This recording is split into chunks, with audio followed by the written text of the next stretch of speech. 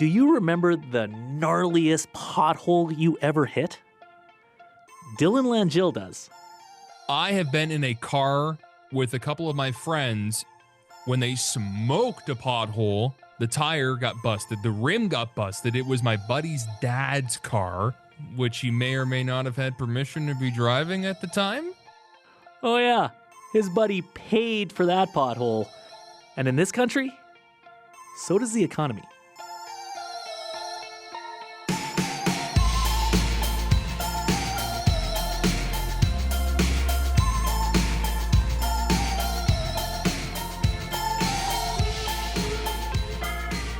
Hi, I'm Paul Haberstrood. Welcome to The Cost of Living. Canada's roads take a beating. More cars and bigger weather swings means that's only getting worse. Coming up later in the show, the hidden cost of potholes. Also today, free investing advice on the internet is only a click away. Finfluencers want to influence your financial future. The advice may be free, but the oldest investing tip still applies. Buyer beware. Up first, we make more than 1 million cars a year in Canada. Trump is coming after that production and those jobs. So what about this idea? A car company that's 100% Canadian.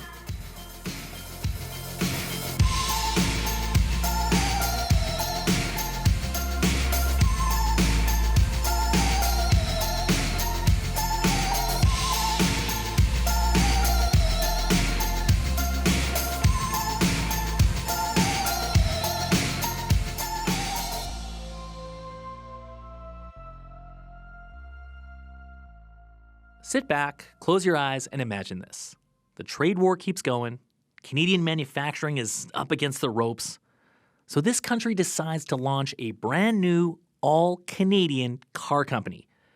It'll make the Canuck-mobile, or the Beaver, whatever. We have time to workshop a name because this isn't really real. But could this fiction become a reality? Flavio Volpe thinks that's possible. He's the head of the Automotive Parts Manufacturers Association, and he's now floating this idea. Flavio, hi. Thanks for having me on. Well, thanks for being here, and let's get to it. A national automaker, that would be different. It would be a pretty big swing. Sure. Make the case. Well, we have everything we need here, and we keep saying to car makers from around the world, come here. We have the best workforce. We have innovative suppliers. We've got raw materials, critical minerals, and even in the middle of this tariff war, federal and provincial governments are flying around the world to talk to Korean investors, Japanese investors, even flirted with the Chinese. And we said, come here. Well, if those arguments are true, then they must be true for Canadians as well. There isn't anything special that foreigners bring to the mix. It's about being in the right place to make cars profitably. Now, we had Canadian automakers in the pre-war period when all automakers were startups. And in that consolidation after World War I, we kind of became part of the Detroit Five at the time, including AMC and Studebaker into the 60s. And then we signed an auto pact with the U.S. that said, hey, listen, we buy a lot of cars. So if we buy a car, your company should produce one here. And we'll do away with tariffs. We'll make free trade in this sector.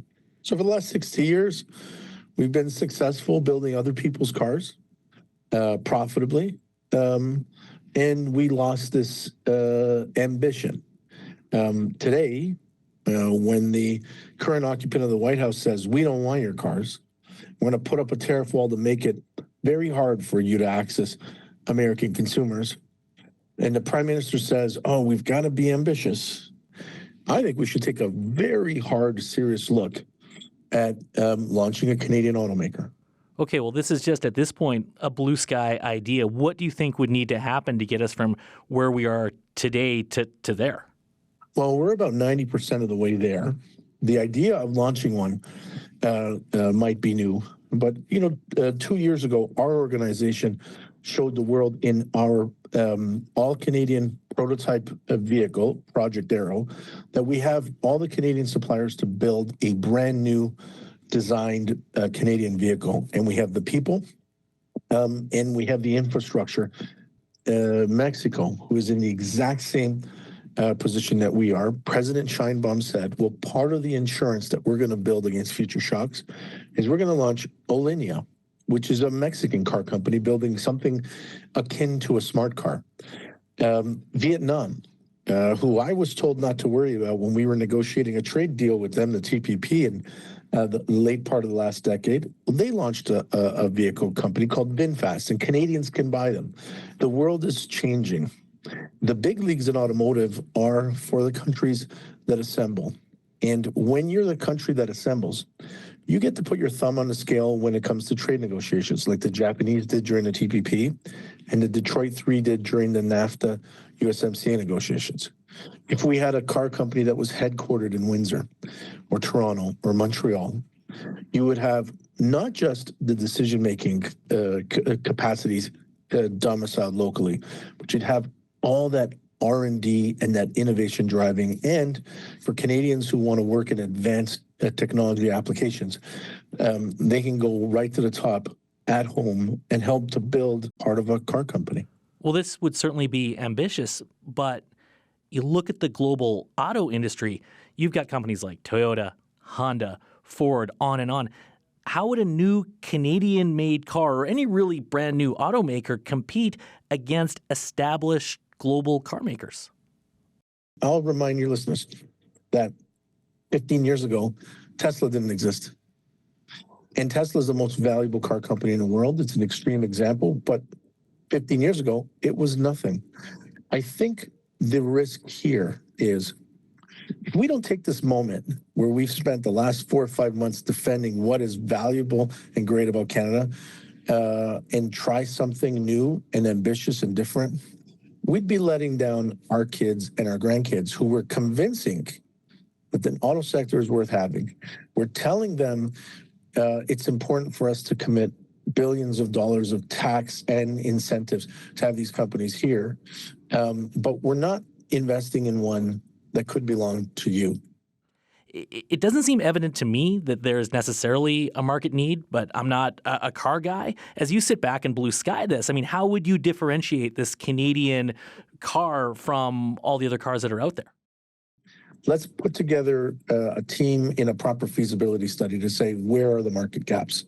There's an incredible demand for vehicles and new offerings. The question is, are you ambitious enough to say, I want to muscle in there and see what the Chinese are on about and what the Japanese and the Koreans and the Americans are on about, and why it makes sense for our second biggest trading partner, Mexico, to do the same thing, and why it made sense for secondary operators like Vietnam and Turkey to do the same thing. Canadians go to Yorkdale Shopping Center or Sherway and they buy Vietnamese electric vehicles. And if you talked to them 10 years ago, said, do you want a Vietnamese EV where the founder was amongst other things, the noodle king of Vietnam, they might have said, why? What would be the point of that? But now they're out on the road because they did the right feasibility study. They went out and engineered something that was compelling, and now they're ahead of us. Well, when we think about why you're talking about this at all right now, Flavio, we know Trump wants Canadian auto jobs moving to places like Tennessee. He wants, our Canadian jobs to go down to the States. So what's at stake here? I mean, do you think our auto industry could go away? Well, that's exactly what you talked about. So none of us has ever modeled that the president of the United States was going to target one industrial sector in Canada and try through really blunt means, tariffs, based on trumped up, no pun intended, national security issues to try to take that from us. We have over 100,000 people directly employed. They wake up in the morning, they go and make the tools and the parts and the cars that people buy. If the White House is going to intervene in the dynamics of the Canadian economy, we have a duty and a responsibility, not just to protect the gross numbers, to protect the GDP, but to drill down a little deeper and say, if that goes away in Chatham, what are we going to do for people who are multi-generational advanced manufacturing people in Chatham? Are they going to design video games? No. These are not portable skills necessarily. And if we sit idle and we do nothing because we're afraid of offending people, or we're afraid of examining opportunities that when we drill down are not really there, then we're doing an absolute disservice to ourselves first and to everybody else whose future we mortgaged with present investments. You know, could you, Flavia Volpe, talking about this right now, be interpreted as a Hail Mary for this country's auto industry? No, a Hail Mary would be if we tried to get into the planet colonizing business. You know, we've got engineers and we've got smart people, and we should give that a shot. We are in the auto business. What we're not doing is claiming some of it for ourselves. And we've been in it for longer than every other country in the world, except for Germany and the U.S., and where we are under threat from countries that and players that just joined this 5 years ago.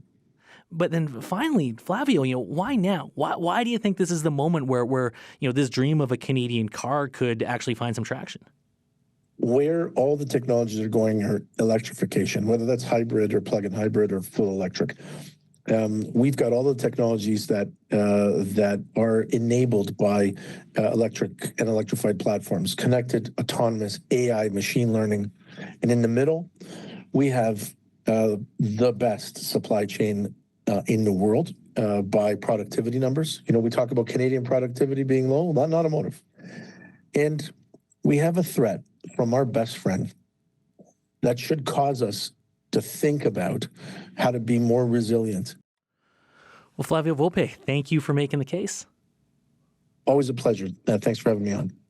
Flavio Volpe is the head of the Automotive Parts Manufacturers Association.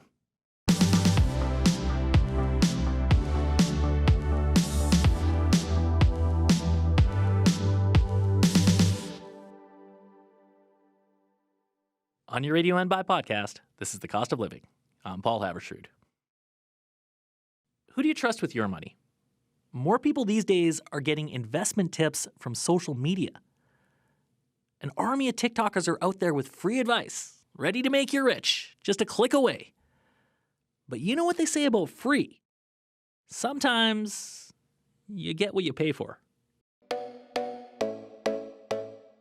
Joy Yi Yang left home at 19. She had little support, so she worked 3 jobs and learned everything she could about money. I went into YouTube University. I watched all the YouTube videos there are about finances and how to start investing. With $300, she started playing the market. 4 years later, she had enough cash to buy her own condo in Markham. And so all of my friends asked me how I did it, what is the stock market?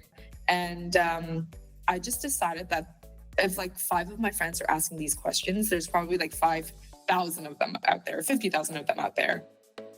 She started sharing her own investment journey on TikTok and Instagram in a way that young people could relate to it. As a 25-year-old that has over $200,000 in assets, here are 3 things I did to get ahead financially. Number 1, She now has more than 100,000 followers.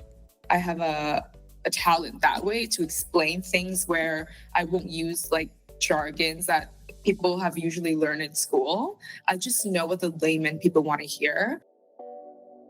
Joy Yi is what's known as a finfluencer, people who talk about finance on social media. Some offer tips on how to save and pay down debt. I live below my means by budgeting. Here's how. Others tell you how to invest. Here are 5 amazing index tracking ETFs that'll help you grow your wealth. And that's raising some alarms. Alex Williams is with the Canadian Investment Regulatory Organization. In a survey, they found more than a quarter of Canadian investors get financial information and advice online. Do-it-yourself investors in particular are looking for ideas. They're looking for financial information. They might speak with their friends or their family, but they will go into social media, chat rooms, and the finfluencers to get ideas and information about how best to invest. But Alex says you should take this information with a grain of salt. Finfluencers will often talk about their own stock picks, and they might be good, but that doesn't mean they're right for you. The finfluencer is not tailoring their advice or their information to you. They might be just giving you ideas about things that they like, but that might not be the right stage of your life that makes sense for you. And even though the advice is free, a lot of finfluencers make money through affiliate links, ad revenues, or paid promotions. There's like the messages I get every day from these small crypto exchanges. Hey, can you promote our platform? We'll give you $3,000 to shout out for one video. Sam Laitman is a registered financial advisor. He also talks about money on the socials. Like that happens all the time. And the problem is behind the scenes, people have no idea. A guy behind the account, Canuck-mobile, was recently charged under the Alberta Securities Act for failing to disclose that he was paid by companies to promote them as investments. Unlike professional advisors, Sam says finfluencers aren't regulated, and they may have no formal training. So before you follow their stock picks, I would encourage people to look at the qualifications of the person who's speaking. If they're trying to sell a product or suggest a certain product that you've never heard of before or something like that, then be very wary. And, you know, if you have a friend or a family member who you know is actually in the industry, is licensed, consider just running that idea by them. think of it as the difference between getting advice and being influenced.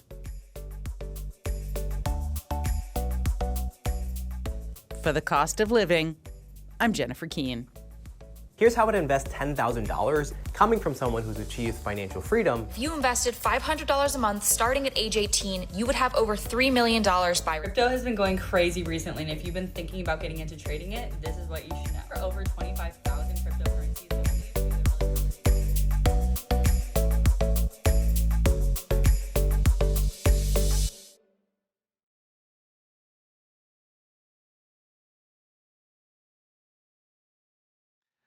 This is The Cost of Living. I'm Paul Haberstrood. Spring is in full effect, Daniel Nerman. The sun is shining. The flowers are blooming. The potholes are a potholing. I was going to say the birds are chirping. Oh, yeah. Birds are great. But I want to talk about potholes because actually they cost the economy a lot of money. So I've been looking into this and been thinking a lot about them. So much so that I even wrote a haiku. You did? Yes. Jeff, cue the music. Shorts with socks and Crocs. Switch to summer tires. Oops, snow. Yikes, look out. Pothole. Genius. Thank you. You know, it just isn't spring in Canada until you bump into a pothole. And some roads, in some cities, are bumpier than others. Here in Halifax, coming off the McKay Bridge, so a main artery in our city, there's a whole lane that looks like dynamite went off. Dylan Langell is a DJ on the Surge Halifax 105.1. And because the roads in Halifax are pretty rough, he makes a lot of TikToks about potholes. Gone fishing in a pothole. And then there was that time he played golf in his back alley. Yeah, it was a bit bumpy. I didn't make the shot. I tried aiming, tried presenting it like the Masters tournament, you know, speaking a nice soft voice to describe the hole, and lined it up, and just like putting on a real green, I came up a bit short. Dude thinks a lot about potholes. He does. And so do cities, towns, and provinces. They spend hundreds of thousands of dollars fixing them, and the cost of pothole repairs just keeps going up every year. Because? Well, there's a number of reasons. The cost of labor is rising, so is the price of asphalt, and our roads are deteriorating faster because there are more cars. There's 1 million more registered vehicles in Canada today than there were 6 years ago. Also, our winters are changing. We are seeing more weeks where temperatures are above zero during the day and below zero during the night. So that's a lot of freezing and then thawing. Yeah, that's how you get potholes. Moisture seeps under the road and freezes, causes the ground to expand. Then it contracts when it warms up during the day. And this just happens over and over again, all fall, winter, and spring. And the roads start to rise up and bulge. And then a big truck will drive over it and bust it open. And then we hit that pothole and probably swear. Yeah. Every year, the Canadian Automobile Association, or CAA, runs its Worst Roads campaign, where you can nominate the crappiest street in your community. And some cities have made the top 10 list many times, like Hamilton, Moose Jaw, and Toronto. What about Toronto? A lot of cars there, a lot of people, a lot of roads. What are the potholes like? So last year, the city filled around 280,000 potholes. But when it comes to fixing and filling them, Toronto pales in comparison to another city, Edmonton. In 2024, crews there repaired 500,000 potholes. I wouldn't say that Edmonton is the pothole capital of Canada, but I think we probably are the pothole filling capital of Canada. Andrew Knack is an Edmonton city councillor, and in his city, there is a huge road network. This year, the budget for pothole repairs and road maintenance in Edmonton is over $11 million. So how does that compare to other places? No other Canadian city spends that much. But other cities deal with the problem differently. Like Montreal, Andrew says it spends money on more of a preventative approach. So Montreal's snow removal budget is about 6 times the city of Edmonton's, and they spend that money by actually getting the snow off the streets and hauling it away. That is one of the best ways to help maintain your roads, because then that snow isn't going to thaw and then freeze and help create more potholes.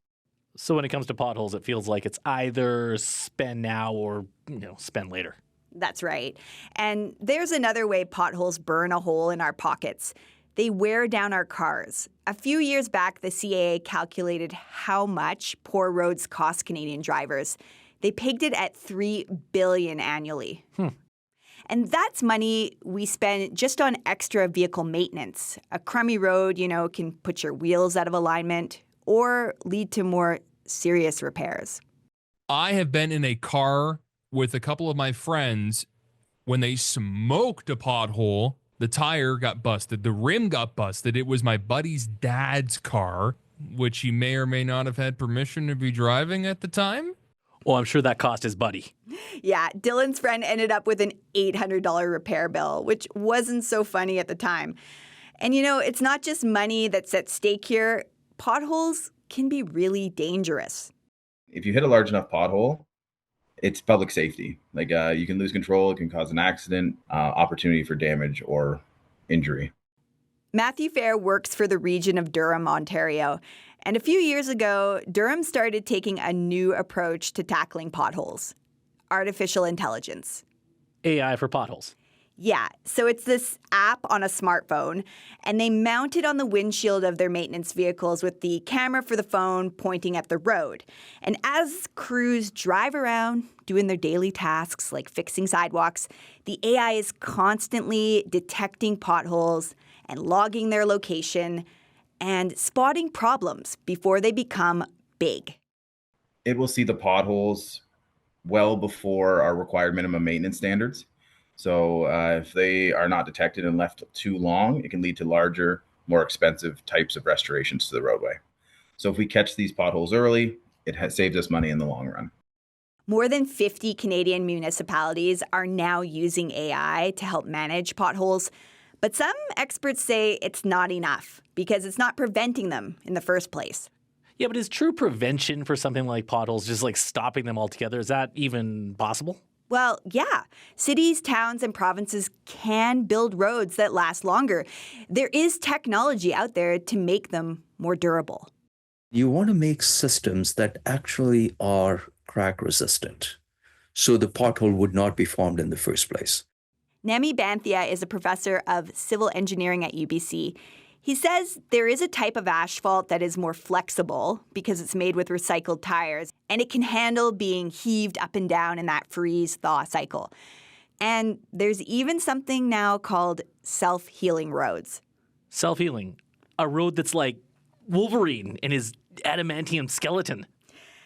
I can't believe I'm going to let you get away with that, but I will. Zing, zing. But yeah, self-healing roads are actually inspired by the human body. One method involves injecting bacteria into asphalt. Then, when it rains, the bacteria excretes limestone that seals up the cracks. All right, so then if this exists, why is this technology not everywhere? It always comes back to money. New technology like this costs more in the beginning, so it can be a hard sell. But Nemi says spending more upfront could pay for itself in more ways than one. Don't forget, you're also waiting in traffic longer now because there is, one lane is blocked off. The crew is working on it. That creates, in fact, a time loss for motorists, for people, for pedestrians, for bicyclists. Yeah, when you're stuck in traffic, what are you not doing? You're not at work. You're not doing other stuff that could be more productive. So too many potholes, kind of an enemy of the economy.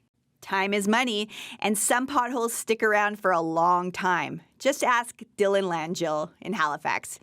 He can tell you. I could probably close my eyes on my commute back to my house, and I could probably avoid the potholes because they've been there for so long. But I mean, on the bright side, he knows them. They're kind of his friends now. Please don't drive with your eyes closed. No, definitely not. All right, what about you? Are you like Dylan in Halifax? Do you have strong feelings about potholes? Tell us about them in the form of a haiku. Yeah, Danielle is very hooked on haikus at the moment. To refresh your memory, a haiku is a 3-line poem. First line, 5 syllables. Second, 7. And the third line, 5 syllables. So send us your properly formatted haiku, and we will send you a cost of living hat while supplies last. And if you do write a haiku, please call and let us all hear it. Share your gift. Our number is 1-866-550-COST. That's 1-866-550-2678. Or email costofliving@cbc.ca. The Cost of Living is based in Calgary. This show is produced by Danielle Nerman, Blair Sanderson, and Jennifer Keane, with help from Jeff Canuck. I'm Paul Havershrud. Thanks for listening.